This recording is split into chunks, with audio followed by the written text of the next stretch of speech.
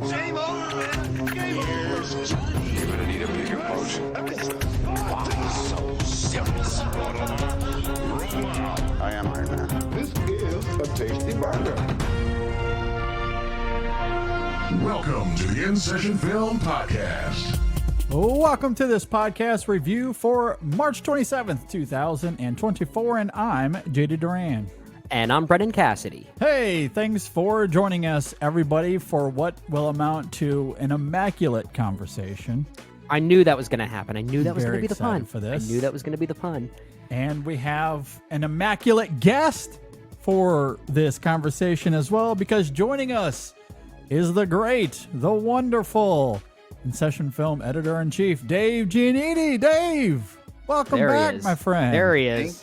Thank you for having me. That was the best introduction you could have possibly picked. So I have nothing more to add. I think I'm just gonna leave. I think before everyone dislikes me, I think I'm just gonna bounce. No, it means your take on this movie is the right one. Yes, Yeah, I like it. Yeah. Yeah. I think a lot of people will like what Dave has to say for sure. This is interesting. The three of us here. Dave, you were kind enough to join me, a few months ago when Brendan was out getting hitched and all that fun stuff. Yeah. So it's great to have you back.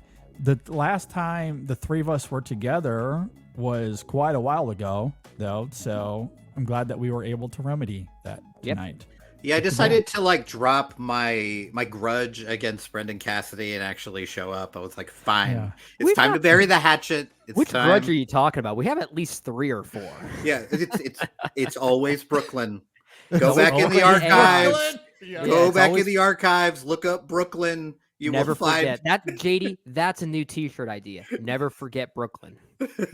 Well, you know what? We haven't really announced this, so I'll go ahead and I guess sort of lay it out here, but I think it's Okay. appropriate to do so here. Okay. Next year, Brendan and I, we're going to do a 2015 retrospective. Brooklyn came out that year. I think it's only Yeah. appropriate that we bring Dave back. Oh, we'll for review that movie 10-year again. anniversary and review that again. We will. With Also, Dave and just wait, how has that been 10 years? Oh God. It's 10 years. 10 years ago, almost. That Yeah, could be you a can't while. really have anyone else. I That mean, kind of hurt. That kind of hurt to hear. Yeah. Yeah. Jeez. Oh my gosh. Yeah, we're. I need to look it up because it's about that time, Brendan, Yeah. when Blue Ruin came out in 2014. Like your 10-year anniversary of your first review is Yeah. is probably around Jeremy this time. Saulnier's Blue Ruin. That was my first ever review on any in-session film related platform. Yeah, I'm half tempted to look that up during this conversation. It's a good movie. It's a good movie. Yeah, because honestly, I didn't even think to do that until right now. But yeah, Brendan's been here 10 years. It's hard to Yeah. believe. It's very I can't exciting. believe that. My gosh. The decades, man. The decades. Where does No, it go? flies by. Lots happened in 10 years. Yeah, absolutely. And I'm still a That- child. At heart, I'm old physically. But I'm a child at heart. With your 9 knee surgeries, yeah. I Yeah, think that. exactly. Yeah, walking around with a cane. I don't know. I'm weird. I still look in the mirror and I think I still see like a 17-year-old or something. I meet some of my friends from high school again. I haven't seen them in years. They still look 17 to me. It's just this weird thing. We're really good at lying to ourselves. It's Yeah, exactly. Or I just have a really odd perspective. Yes. Perhaps. That might be it. At any rate, I am very excited to dig into this movie. Of course, we are here to talk about the horror film Immaculate, which is a film I know Dave has been looking forward to for some time. There's an interesting behind the scenes as to him maybe going to write the review on the website, then he didn't. And then he ended up writing a really eloquent review on his own Substack that I highly encourage everyone to go and check out. Okay. I'm sure we'll bring that up in this conversation at some point. Yeah, I'm very excited to have you here, Dave. Without Thank further you. ado, are you guys ready to jump into this? Let's do this. Okay. Immaculate is directed by Michael Mohan, and it stars Sydney Sweeney and a bunch of others that come and go throughout the film, but it's the Sydney Sweeney show. It is. It really is. So I'll just leave it at that. If you're not familiar with this film, maybe you should be. It is about a woman of devout faith. Her name is Cecilia. She is warmly welcomed to the picture-perfect Italian countryside, where she is offered a new role at an illustrious convent. But it becomes clear to Cecilia that her new home harbors dark and horrifying secrets. Who would have thought? Surprise, surprise. Surprise. What Catholicism huge at it surprise. again. Exactly. Who knew the church had horrifying secrets? Okay. With all of that laid out, Dave, kick us off. What did you think about Immaculate? I mean, movie of the year. It's fantastic. I love, you know what I love more than anything else is being right. I love being right about things. There It's he my goes. favorite. There he I goes. was hyped for this movie for months. And wrote a Substack, as you mentioned, not only on the movie, but before the movie coming out saying, this is the movie I'm hyped for this month. And in my head, I was like, man, this is going to be really awkward if this movie is not good after I've made this my internet personality for the last 60 to 90 days. Actually, I think as we're recording right now, my Twitter account has been renamed Immaculate Fan It Account. has, yes. It has, That is where I'm at with this. So I was excited about this for a number of reasons. One, raised Catholic, as you mentioned, the Catholics are at it again.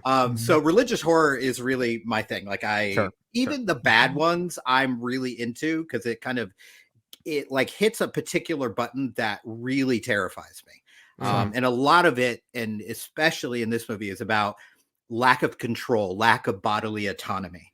Like if you look at every movie that's about like an exorcism or a demon possession, anything like that, like that person is there underneath, but they lose everything, right? The demon has taken over. And that is truly terrifying to me as someone who's made his way through the world based on almost nothing but like intellect and a lot of talking. Like the idea of losing control of all that is truly terrifying to me. So I was excited. Yeah. It is, yeah. And I was excited about that piece of it.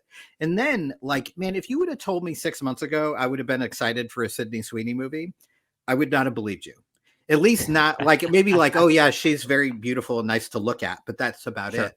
Sure. And then I saw her in Anyone But You, and I really liked that. And then actually one of our writers, Jalen Sala, did a piece about these underseen movies of the last year. And one of them was Reality.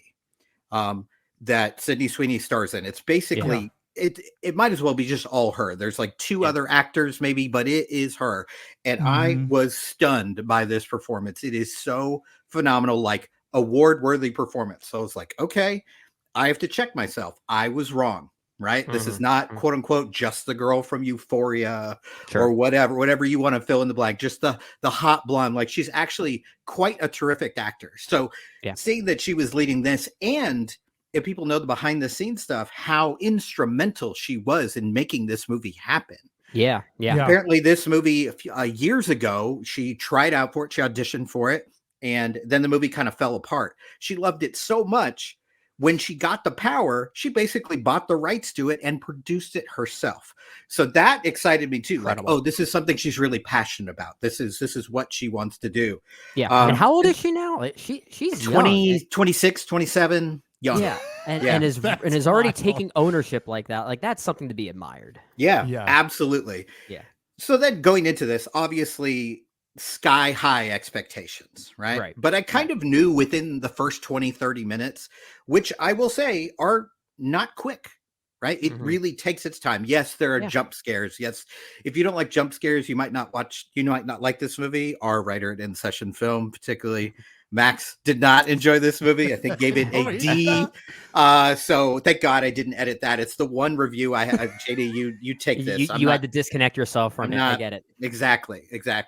So that building of dread, I think, really, really works for the movie. I was kind of on edge for most of the film. I will say, I feel like, the plot components, like there's stuff to complain about there. I have a secret for you. I don't care. None of that mattered to me. Like the whole twist, didn't affect me because the really smart thing that Michael Mohan does and the writer did is they build the story from her perspective. All that stuff gets revealed. If that stuff was like, we're setting this up in the beginning, isn't this crazy? I would have been really annoyed by it. But I absolutely wasn't, because we're just along for the ride with her. And as everyone and their mother has said who has seen this movie, the last 30 minutes of this movie is one for the books. If this does not get you on edge, if this does not get a reaction from you, I don't trust you. I fear you. Because that performance by Sydney Sweeney, especially in the last half hour, is gold standard stuff. It's good. And there is a shot that is just, I won't give it away yet, but there is just a close-up of basically the bottom half of her face that goes on for what feels like 25 minutes. And it is just a tour de force performance from Sydney Sweeney. She gives her all, and apparently that was all done in one shot. That was the one take they did, and it works. Yeah, absolutely. Yeah. So yeah, I just think this is great. I think it is a wild experience, especially to see in the theater. It's amazing to see a small film like this get a little bit of pub. This is Neon's biggest moneymaker in opening weekend ever. So that's pretty cool to see. And I loved it from minute 1 to minute 90. I am fully on board the hype train. It's my favorite movie of the year. I don't know if it's the best, but it's my favorite movie of the year. And I kind of desperately want to see it again. You said minute 90. It's even less than that. I think the final movie is like 89 minutes with credits. That's such a rarity nowadays. And I really, I love that, honestly. It's not even the final 30 minutes that you have to stay for that makes it worth it. It's really the final 30 seconds. Man. Incredible. What an ending. We may have to talk about, because I think there's actually a lot of interesting nuance that it's getting at thematically that we could certainly hypothesize. But yeah, I do like this movie. I don't like it as much as you, Dave. Primarily, I think it's just... Nobody does. Well, I think if anything, I like the idea of what you're saying, that slow build to this amazing climax. And I think that climax works because of that slow build. I think the movie, as far as a horror movie is concerned, I think it half works and then it's half riddled by cliches. Just like some of the jump scares, I feel like, okay, there's a jump scare coming. I can just, there it is. And when I get so prepared for it, I kind of lose, I guess I lose the fear factor of it a little bit. And I just found myself kind of noticing the mechanics a bit. But it doesn't really matter that much, not only because of where it builds to and what we can talk about, but there is a commanding performance by Sydney Sweeney. And I've been kind of hit or miss on her as of late. I have not watched Euphoria, so I have no frame of reference there, but I did really like her in season 1 of The White Lotus. And the films I've seen from her, I've been kind of hit or miss on. But with this, as well as Reality, like you mentioned, she kind of has this weird gift that most people, especially her age, don't quite have yet. And that's the ability to be even better when you're kind of a one-woman show, as opposed to working with other people, because this really is her movie and really is from her perspective. And when it builds to that climax, it is very difficult to take your eyes off her. She is quite great here. And I'm sure there's a lot we could talk about with what those final seconds especially are alluding to. I think it's actually very provocative. I'm actually surprised the movie goes where it actually goes. And I'm going to leave it there because we don't want to give it away. And if we do want to talk more in detail, we'll give a spoiler warning at some point during this conversation. Maybe we won't need to, but I think there's a lot of interesting nuance there that I don't know if it's being talked about. Maybe it is, and I just missed the conversations, but I think for those reasons, it's certainly worth seeing. And I would love to see a movie like this succeed regardless of how I feel about it. Just the circumstance of how it was made, as you're talking about there, Dave. I think you put it very eloquently. Like the passion that Sydney Sweeney had for this. And it feels like a movie that her and the makers behind the camera did truly want to make. And that's what matters to me. And that's why I was happy to see it succeed as it is. So yeah, I like the movie, don't love it, but I'm glad it's working for a lot of people. And I'm glad it's steering a conversation. Okay, well, this is going to be the rarity in that I think I'm the least on this movie of the three of us. And that typically does not happen. My apologies to Dave and those like him in advance. Dave, don't fire him. I am mixed I need this guy. on this film. I do agree with you guys. Sydney Sweeney is great. There's an innocence to her that unravels as the film progresses.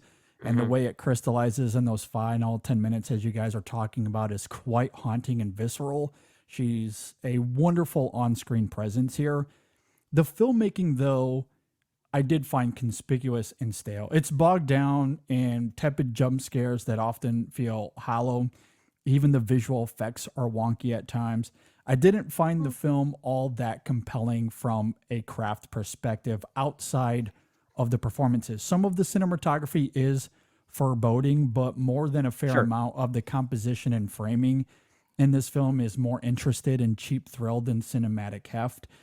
Also, I'm not sure if the film is as subversive as it thinks it is. Fundamentally, it's tackling some provocative ideas that I also do find very alluring, but I'm not sure if it goes much beyond its hypothesis that religious fervor is dangerous.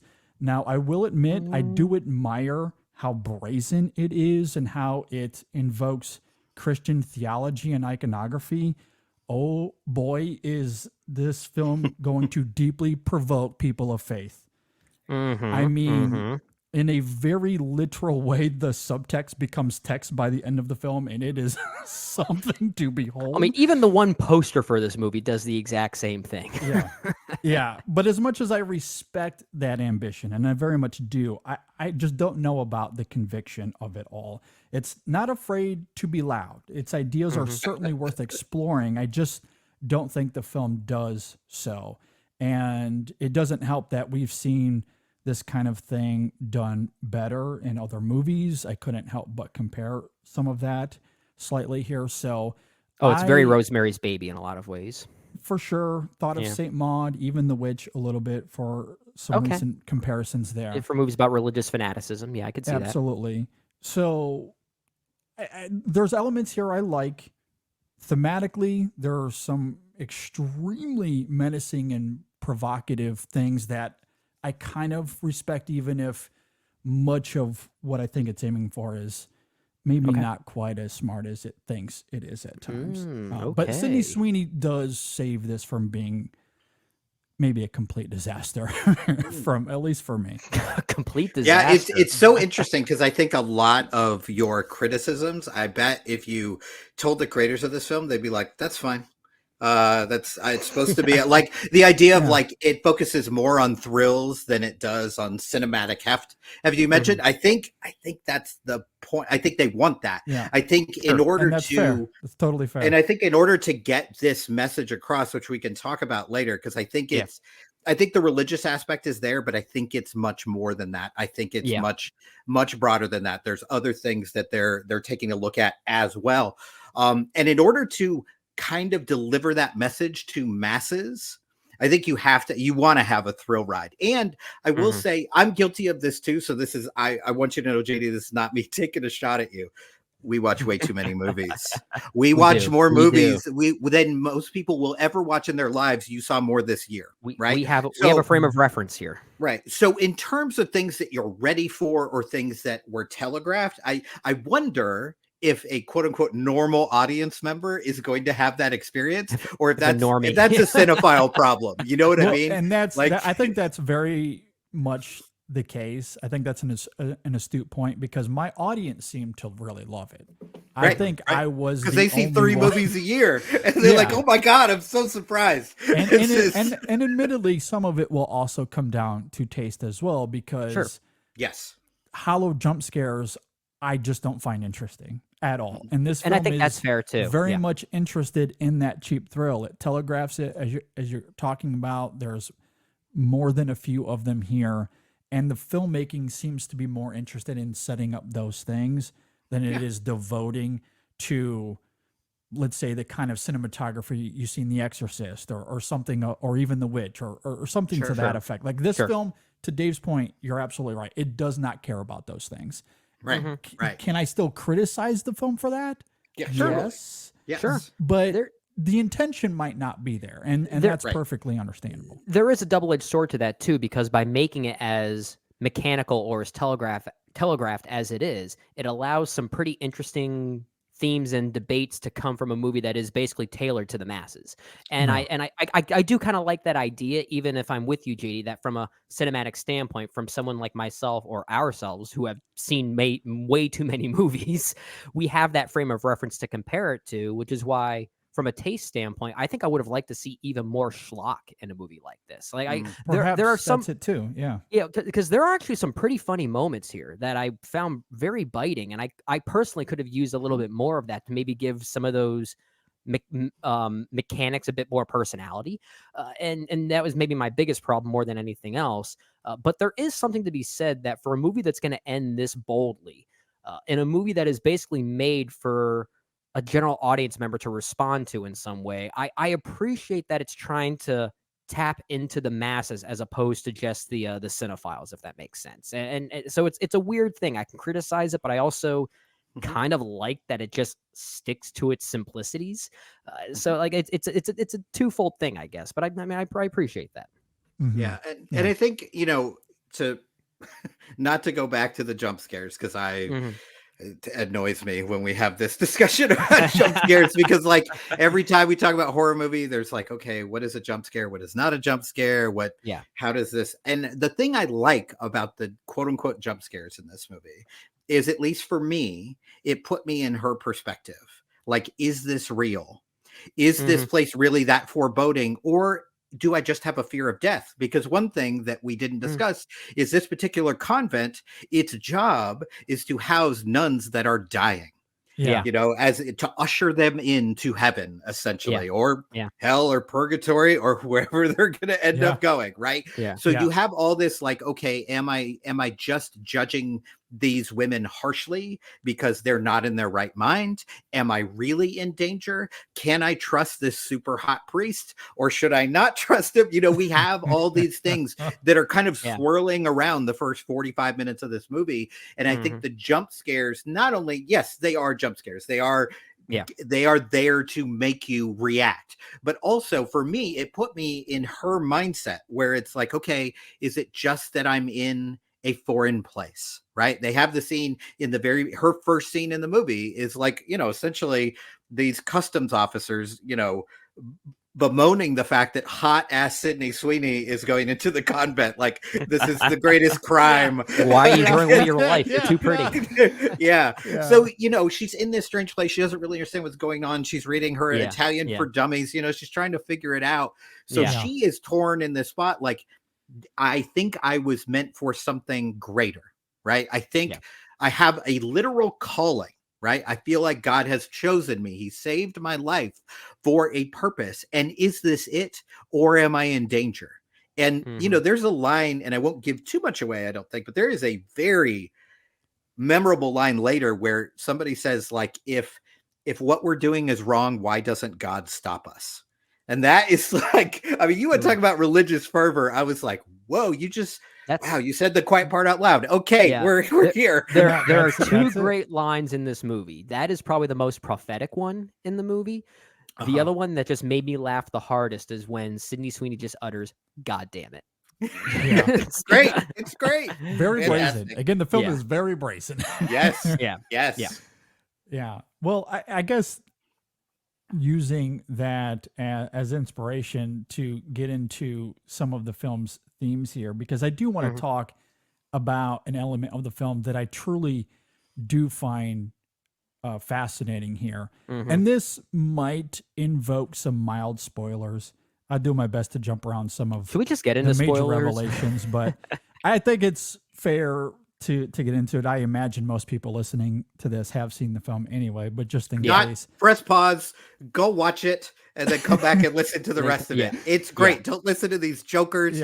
Go watch. Can we put like a giant spoiler like flag on the video or something like that? Maybe we should try and build that in some way. These guys are always trying to give me more work to do. That's You're welcome. the bottom line here. It's called making the podcast Don't better. include me in that. I do enough work for you, JD. No, you do. You definitely It's more do. so me. My job has always been good at giving other people work. Exactly. Just show up and Brendan's make just things the boss. harder. Yeah. That's I'm an ideas man. I'm not a doer. I'm a thinker.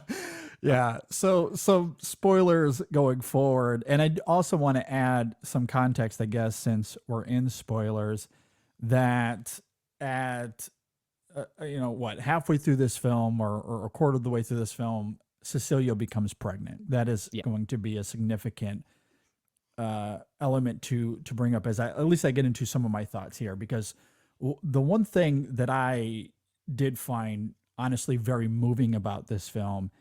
Mhm. And again, I don't know if this was purposeful or not. Maybe it's accidental. I don't know.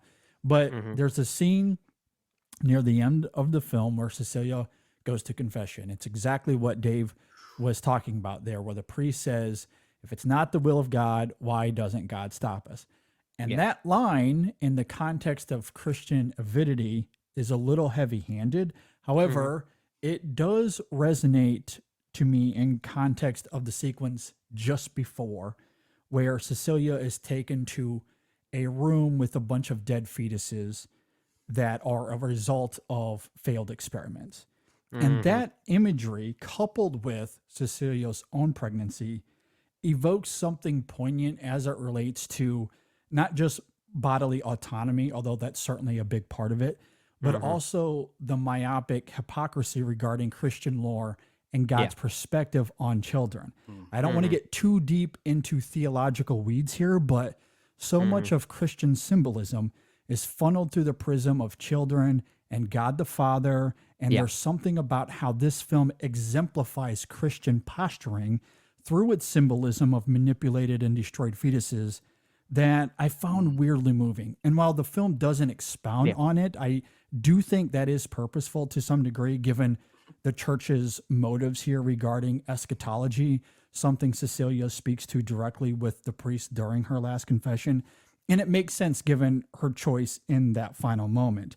Again, I'm Mhm. not sure if this was top of mind for Sweeney or Mohan, but I do think it's woven into the fabric of the film's thematic underbelly, given how the people of this convent, they deeply care about this unborn child, Yeah. seemingly more than anyone else there. And yet we come to find out that they really don't care about the life of any fetus. It's almost as if God had given them the signs to stop, but they chose to actively ignore it.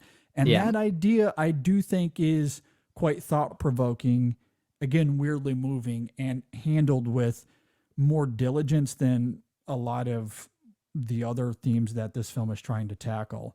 Okay. I've been thinking about that a lot, and that element of this film, I truly think is Mhm. Mhm. great. Hmm. Yeah, Yeah. absolutely. And earlier I made reference to like it's not only about religion. And thank you for bringing up that Yeah. piece that I didn't really I wouldn't have been able to speak so eloquently about. So thank you for bringing that up. That's a really Mhm. interesting perspective. I think it's easy to look at this movie as anti-religion. And I don't think it is. I don't think it's pro-religion, certainly, but I think it's anti a certain type of religion. And it's not like, oh, it's anti-Catholic or it's No, anti-Judaism. It's it's not not. It's that. not anti-denomination. It's Right. It's It like a is certain like agenda with certain right. It religions. I think is it's certainly against. religious people who use their religion as a cudgel, right? Yeah. Our book says this, so no matter what you think, no matter what you've gone through, no matter Mhm. whose body it is, we have control over it. I mean, this movie essentially has a fourth trimester abortion. That It is what does. the end of this movie is. And it is Cecilia taking back her bodily autonomy from people who, let's be real, have raped her. Yeah. That's what this movie is about. It Hmm. is about Yeah. trusted people sexually assaulting a woman while she's unconscious. Mhm. Yep. And Mhm. then because for their end gains, the thing that God won't tell them to stop doing, apparently.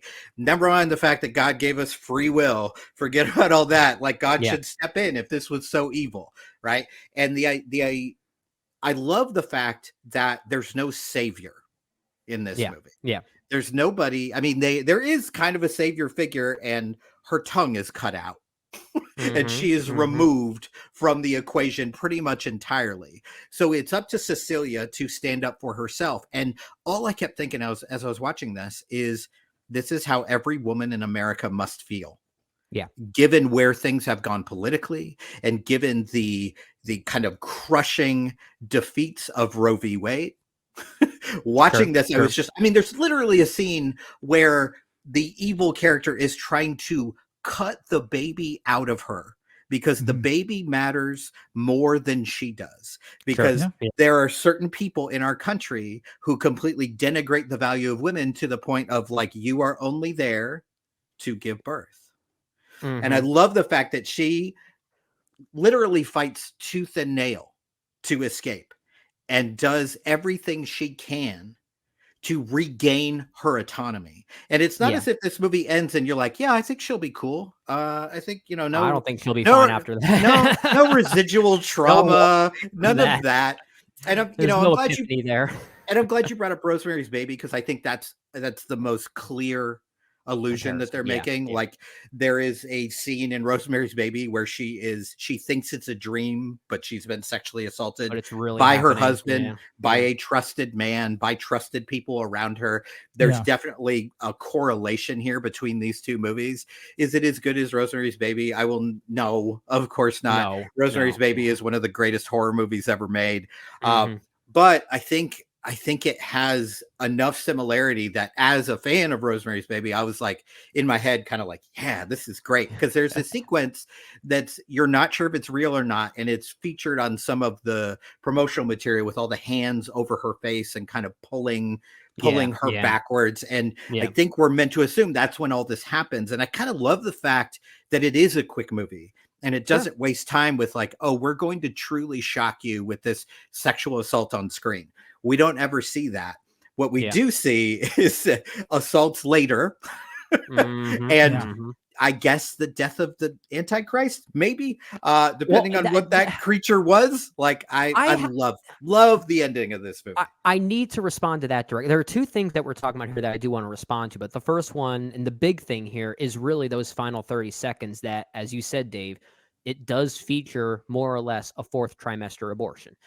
And what I think is so interesting about the film, and in those moments specifically, as it is certainly alluding to female autonomy, as we're talking about, but the film does a very specific thing auditorially that, okay, this is clearly still a living, breathing thing. Yeah. God, the sound in that last scene.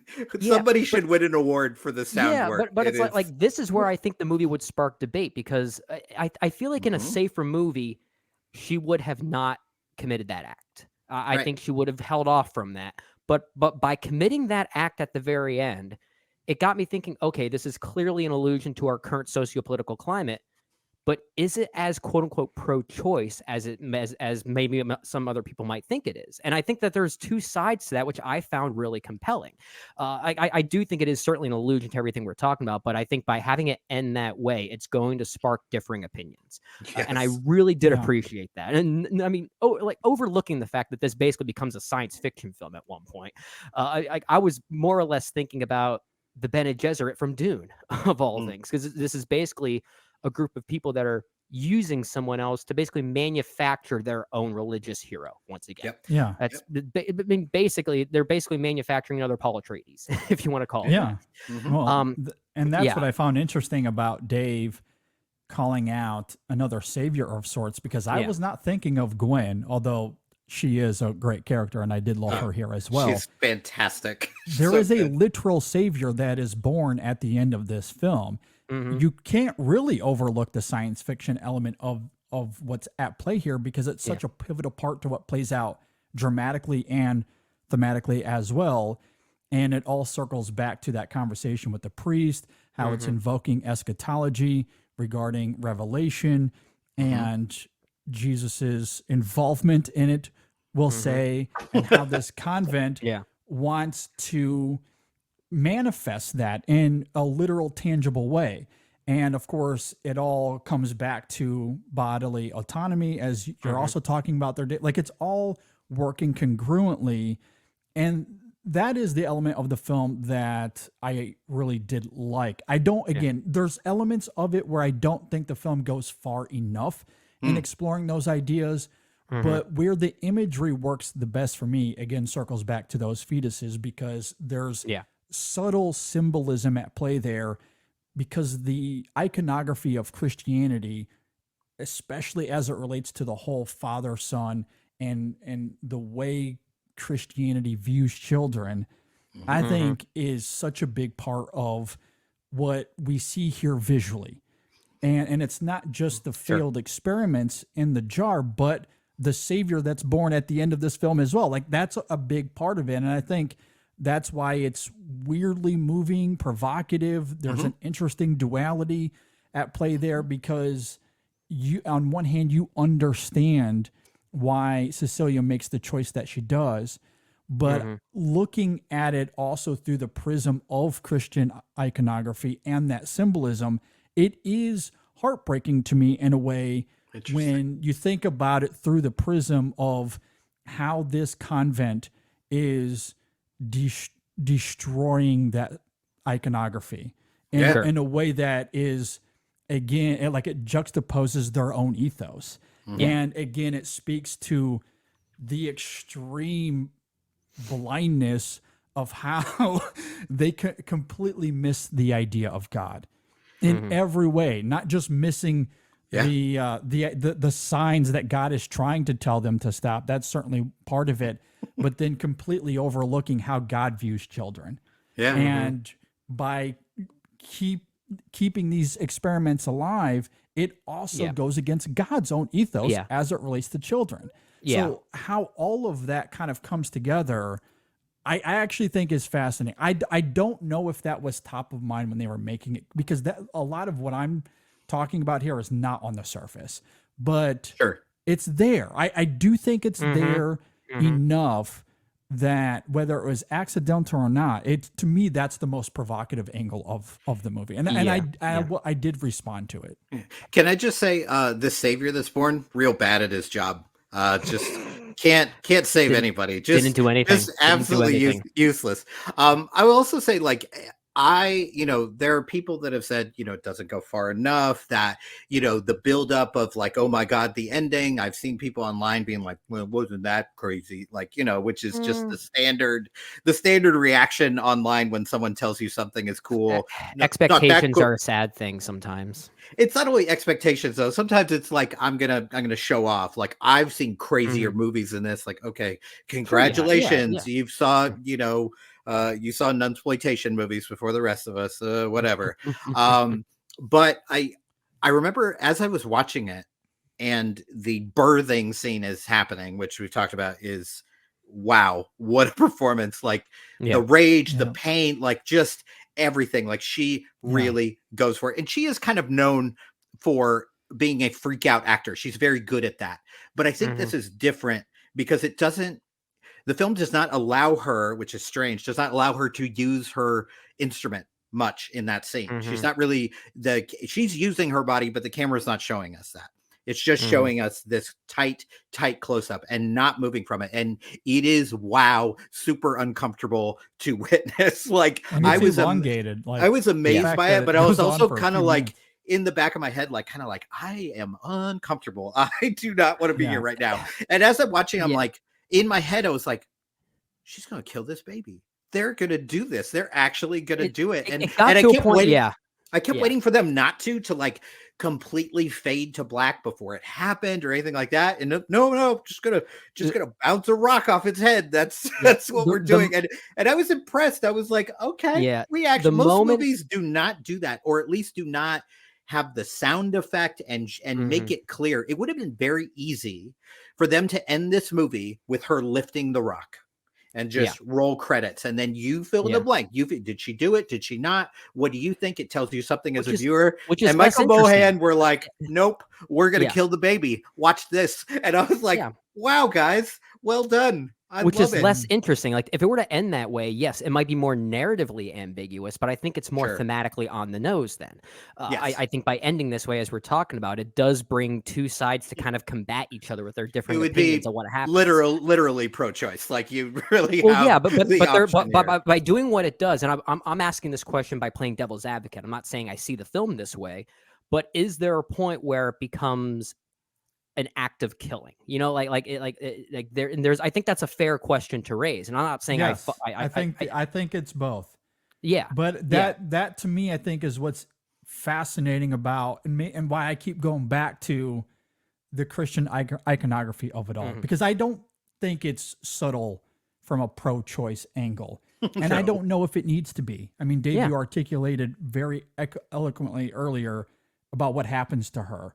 And the science fiction element of the film and how that invokes Mm-hmm. literally Jesus Christ, like Yes. being reborn, which is crazy that the film goes there. That is going to piss off so many people. Yeah, that Jesus, not a looker at birth. Just, just I feel like I've been lied to with all the religious art. This movie gets it right. He was an ugly Yeah. dude. I mean, like, you go to every Catholic church now, and he's hanging up there. He's so ripped. He's so He's ripped. got the abs. He's Yeah. Yeah. I mean, The church I I go to, bet he's hanging got- like that's a good core workout. It's The really church I go to, he's got a freaking 8-pack. Yeah. But going back to that final moment and the choice that's made there certainly circles back to her choice and all of that. And again, I don't think the film is very subtle in it, but Sure. where I do find it interesting is that the film had very brazenly told us that they've been doing this for years. There's tons of failed experiments. We see that. We very tangibly see that. And given weird to keep those, but okay. Yep. Mm-hmm. And given how the film ends, and even though we don't really see the baby, I guess we do in there's one shot where we see it kind of laying there in the background, but we don't really see it. We see that it's desperately trying to breathe, though. It does not sound like a newborn. That I can from experience. creature I know what it adjacent, sounds. to say the Yeah, least. it is not healthy. Let's just put it that way. Not a healthy baby. So, like, again, the film is, I assume, purposefully invoking that this is another failed experiment. Yeah. So it's not even that she's killing this baby, to try to keep her from ending the world. It certainly could be that, because she speaks to that eschatology earlier in the film. Again, I don't know if the film goes far enough to really elaborate on that, but it is spoken there. That could be part of it, or it could be the pro-choice of it all. I don't know, but that's why to your point, Brennan, I do think there is a duality there, and why I always go back to that fundamentalism as it relates to God, how he views children, and how this convent completely overlooks that in every way. Yeah. That I do think it brings this weird pathos to the film that I was not expecting. Yeah, I think that's a great point. Certainly showcases the difference between your love of God versus your love of the book of God. And there's a big difference in what you take literally versus what you should be respecting in the overarching story there. Yeah. And so, JD, at the very beginning, you mentioned that I had like a weird story that happened to me. And I think this is a good time to talk about it. It is, sometimes the world is weird, man. There's weird connections everywhere. And I bring it up now because you had we were talking about the message of the movie. So I'll get to that in 1 second. So as JD kindly mentioned, I have a Substack and I wrote a review because I decided to be honorable and follow my own rules that I set for the website. The website is like, if you get a screener and you see it early, you get to do the review. I desperately wanted to do this review, but I was like, I can't ask my writers to obey the rules if I'm not going to. So okay, Max, put your terrible opinion on the internet. It's fine. Go ahead. Love you, Max. We love you, Max. We love you. We put you on the bios page. You're good to go. We love you. Keep writing. We just happen to disagree on this one. So I wrote a review of it on my Substack. It ends up that my beautiful wife Tessa went to college with Michael Mohan. They both went to the same college in Southern California. It's an art school named Chapman University. So she heard the name and then she listened to an interview with him. She's like, I know that dude. So she sent him a message on Instagram, be like, hey, I don't know if you remember me, blah, blah, blah. He's like, of course I do. And then she, without my asking, forwarded him my review. And I was like, kind of mortified, but like, wow, that is a really generous thing for you to do. And he responded immediately and was very complimentary. It was pretty cool. And It was really cool to see. And he said he was going to, his words were, I'm going to share this with Sid. So we live in a world where there is a non-zero chance that Sydney Sweeney read my review of her work, which is crazy. All right. So let's get an interview set up. That would be nice. Sydney, if you're listening, we're here for you. And I even apologize. if we have I'm not attacking you if you're listening. Well, we all had different opinions, but we all said she was great. Sydney is amazing. That's true. Yeah. So, but one of the things he said was, I really like that, because I kind of talked about the kind of abortion and bodily autonomy, and he was like, we've been kind of hiding that because we don't want this to be seen as a message movie, because a lot of people won't go see it if they think it's from a particular side of the aisle.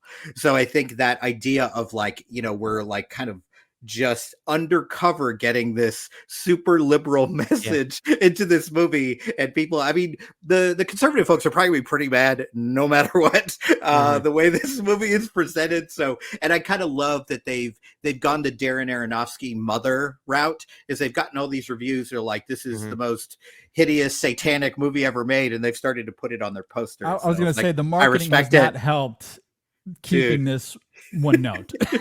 Their marketing team should all get a raise. They are doing the work. I love it.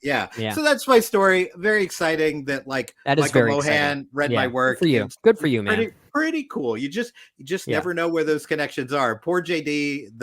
If only I had been a jerk and put my review on InSession Film, Michael Mohan and Sydney Sweeney would have read. I was like, you should have just done it anyway. Well, what would have made it worse is if this movie was directed by Jeff Nichols, and JD would have been like, "Where's my opportunity?" Yes, exactly. But if this was a Jeff Nichols movie, I would have loved it.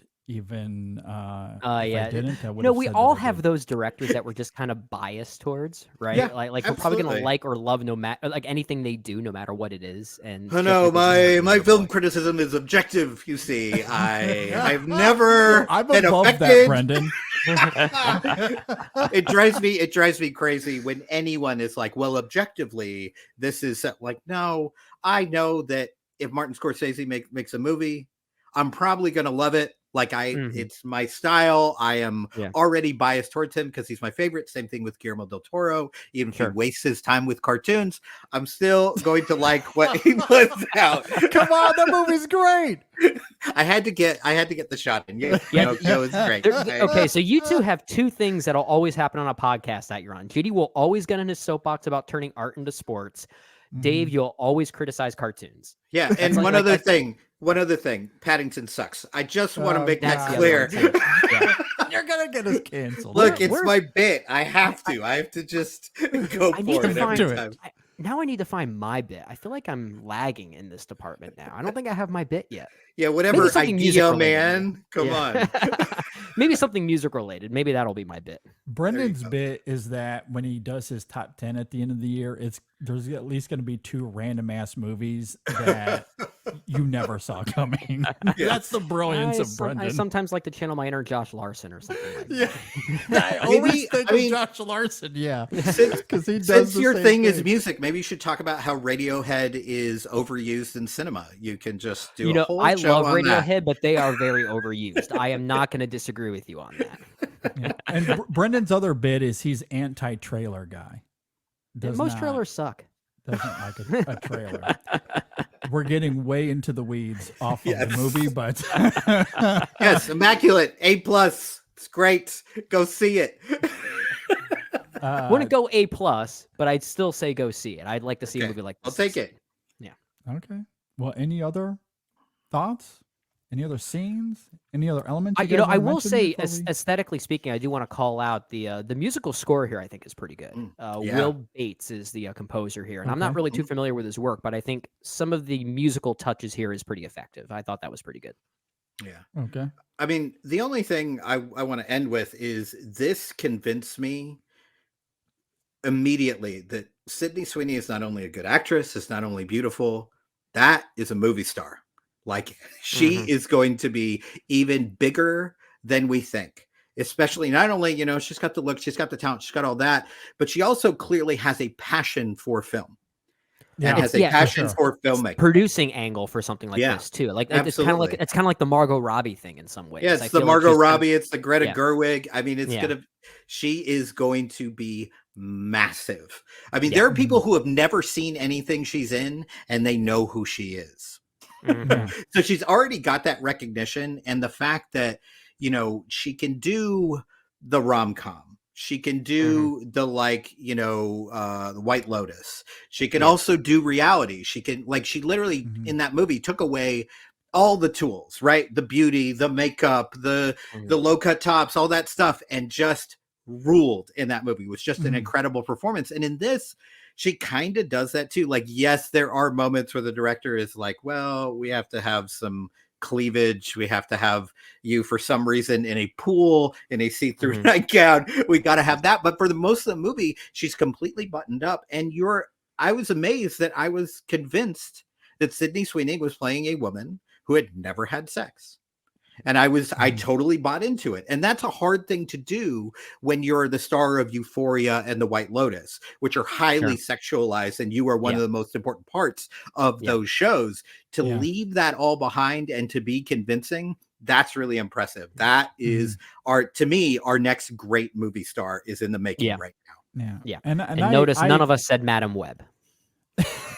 well, I What? meant to bring that up earlier because I actually think she's the best thing in that film, probably. Oh, talk Certainly about one of the better damning with elements. faint praise. I Jesus. know that film is terrible, but it is. she's innocent. Yeah. Sydney Sweeney she's- is innocent. She's also been interviewed about this, and she was like, taking that role allowed me to produce Immaculate. Taking that role allowed me to do other things. She's also, to bring it back, becoming a really smart businesswoman. Like, Yeah. she knows she needs those connections, and she's like, you know, this movie, she knew that movie was bad and it was going to be a throwaway part, and unless by some miracle it did really well, then she would be in the sequel. And she knew she was kind of off the hook for it because she wasn't the lead. It's a super smart decision to get in league with Sony so you can make more Don't movies. just take your financial wins, then take your artistic wins because of it. Yeah, That's a lot right. of One for them, filmmakers, one artists do for that. me. Yeah, Yep. exactly. Yeah, Absolutely. Yep. And that's you know what I wanted to reiterate as well. Like, I don't mind her doing the Madam Webs if she's going to keep doing the Immaculates and the realities where she really gets to dig her teeth into these roles that are really incredible. And her performance here truly is immaculate, one could say. You hear that, Sydney Sweeney? JD says it's okay that you did Madam Web. You have the permission of InSession Film. I'm sure you can breathe a sigh of relief. That'll be on the poster. Sydney Sweeney, it's okay that you did this movie. Yeah, I mean, if it means that she gets to keep funding these and producing these, it didn't work for me like it did for you, but I do appreciate the swings it takes. I love the ambition, even And boy, does if it take them. falters. Good Lord. Yeah, it very much takes them. There's no doubt about it. People are going to revolt at this movie for sure, or at least certain. And then there's people me of faith. cheering, like, yeah, kill the baby. Like, that's you and I are built different. I'm just saying. Yeah, and look, I think it's it's funny because I've been talking about how thinly veiled I think a lot of the film is, especially on a thematic level, but there are these dualities that I do think are actually surprisingly melancholic to me and do tap into a Christian fundamentalism that I didn't really see coming, because up until that moment when she's taken through the corridor, I was not really responding to the film on a thematic or emotional level at all. Oh man, that's And then the other thing we didn't talk about. Those catacomb sequences, horrifying. Like, I was just like, if that's me, I'm sitting down and dying. Like, I just nothing good comes of this dark catacombs. Like, no, No, absolutely no. not. It's But like, haven't they seen Barbarian? Yeah. Oof. to finish that point though real fast, because in addition to that duality I mentioned earlier regarding the fetus symbolism throughout the film, another angle of religious fanaticism that again is surprising, especially in hindsight to me, is the juxtaposition between Isabella and Gwen, where Isabella is envious of Cecilia and that she wanted to be the mother to carry this child. Yeah. And the film very much evokes the idea that she was pregnant at some point and was one of the failed experiments. And that becomes an element of drama in the film. And then you compare that to Gwen, who just doesn't really believe at all and is very rebellious toward the convent and the leaders of it. And I do love that spirit. I love that character. It's always the one who smokes. That's right. Can we get a Gwen prequel? I want the Gwen prequel. I would watch the hell out of that. She was great. That was a fun character. I always know when a man is lying to me. Like great line. Hang I out love with her. that moment. Yeah. Yeah, that was wonderful. She has like a vibrator joke at one point too. Yes, that she was really does. funny too. Yep. Yeah. She's great. She's definitely the comic relief in a very dark way. In loose terms. But yeah, absolutely. But those are the two characters that Cecilia reacts with the most throughout the film, and and they both are are representative of the opposite extremes. Yes, that I do think adds again a duality that helps lift the film from how hollow a lot of the rest of it is for me. So, yeah, that's fair. At any rate. You're hollow. Good movie. Go see Immaculate. Look, for this a while, was a fun conversation, but I don't. It was, yeah. For a while, I was calling this film Immaculate. Oh boy, you're really. This is like JD's Midsummer pronunciation, where Midsummer territory here. Yeah, I love a good Midsummer. Sounds like a cocktail. Sounds like a cocktail. Does. That's how they say it in South Florida, because it's a different world here. Should you be doing that? Saying things like they do in South Florida? I feel like you should fight against that tide. It depends on what your wife thinks about that. You're better than that, JD. It's a low bar, but you've cleared it. That's true. Yeah. Well, I'll chalk it up to my family being from, the deep South. Like sometimes the Mississippi just comes out of me. Yeah, that'll do it. One of it. So yeah, that'll do it. I can't help it. I'll drink a Midsummer in your honor. Lord. Any final thoughts? Anything else you guys have here? I think that covers it. That was a good conversation, guys. Yeah, it was good. Yeah, Dave, thanks for being here. Appreciate it, my friend. Yeah, always. Where can people find you on social media to hear more of your bad Paddington takes? Oh man, you mean the only good Paddington takes on the internet? I assume is what you meant. You can find me on the internet in way too many places. You can follow me on Twitter at Darn That Dave. That's also you can look up Darn That Dave on Substack and find my work there. I do podcasting at Off Screen Death. I edit just about everything that comes through InSession Film. I write for InSession Film. I write for Geek Vibes Nation, and I had a piece at Next Best Picture on the love of my life, Martin Scorsese. So you can find me lots of places, but I'm not that friendly online. So good luck. Yeah, you got to talk to the guy in person. I know he's the nicest guy on the planet, but online he's your worst enemy. That's right. That's right. Come get some. That's why we love Dave. Anyway, go follow him. Check out his work. Absolutely. Really do appreciate you being here, my friend. This was a lot of fun. If you agree or disagree with anything we had to say here, and given the variety of opinions, I'm sure that you're yelling at me or raising your fist at Dave, and who knows with Brendan. He found himself in the middle somewhere here. That happens so much. Yeah, this wishy-washy, flip-flopping Brendan. Like, just take a stand, will you? I'm like the libertarian of the InSession Film podcast. Oof, jeez. Do not put that on a shirt. Yeah. At any rate, reach out to us. You can leave a comment below if you're watching on YouTube, or follow us on social media, Facebook, Twitter, Instagram, Letterboxd. You You can email us InSessionFilm@gmail.com as well. If you're listening to the podcast on Apple Podcasts or Spotify, please rate and review us there. Really helps out the show. Of course, subscribe to the channel if you're watching on YouTube. Before we get out of here, guys, any final thoughts on anything before we leave? I'm just glad Dave and I did not fight.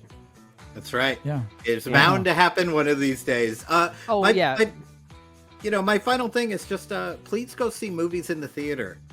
Yeah. Don't wait for streaming. Don't steal them.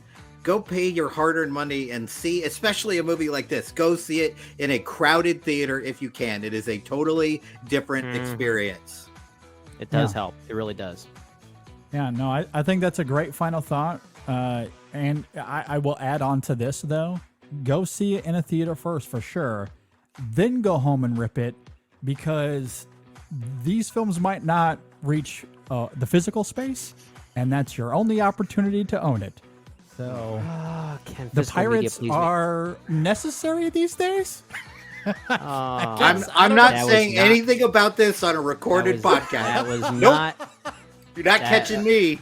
Look, I'm not saying you should Jack Sparrow any films. I'm not saying you should, but if Disney wants to remove anything from the platforms at any moment. The point you're making, JD, is sometimes what choice do you even have? And that's the scary thought. Didn't Amazon recently just find themselves in a lawsuit because some of their films were removed, but people had quote unquote bought them? It's not yours. It's not yours. But I think there's physical media. There's like a massive lawsuit that that was not thrown out. I think that was the recent report. It was not thrown out, so they now have to go to court over all this. Hey, if vinyl records and cassettes can make a comeback, so can VHS tapes. Yeah, I would love a good VHS tape. Yeah, absolutely. Yeah. Bring it back. Too much room. No. Pretty soon, Best Buy will be selling VCRs again. Yeah. Betamax is coming. Laserdisc is making a comeback. Like, everything comes full circle. So that's what we're saying. Yeah. All right. Thanks, Dave, for being here. Really do appreciate it. Thanks for listening. Thanks for watching, everybody. We'll see you next time on the InSession Film Podcast. Sydney Sweeney. She's a star. She's immaculate. We love her.